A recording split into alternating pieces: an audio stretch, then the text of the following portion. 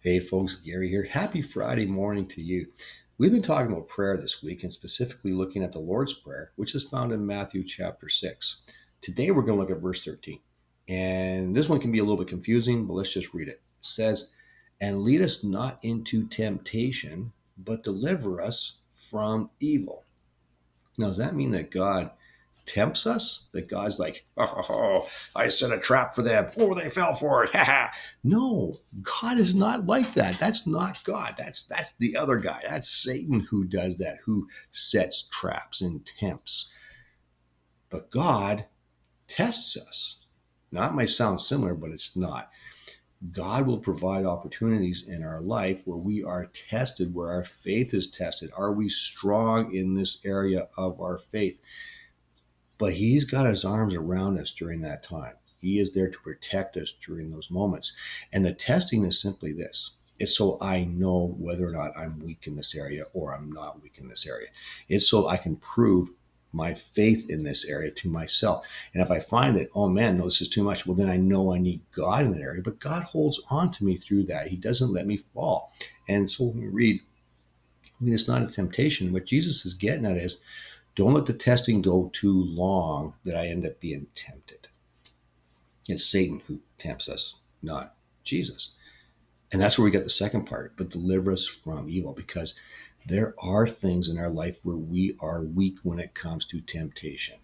And so we pray for God to deliver us from that temptation, from the evil that draws us away.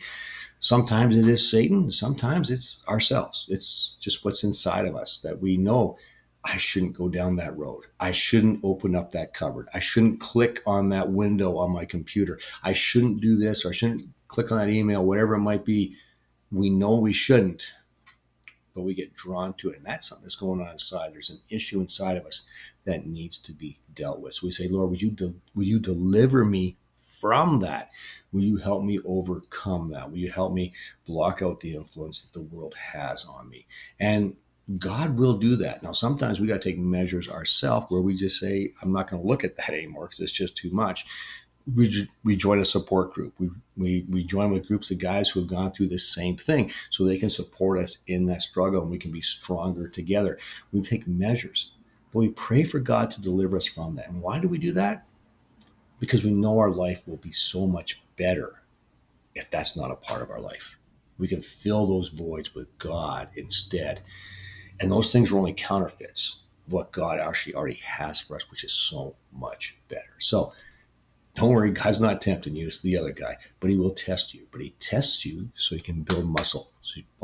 Actual muscle, not that.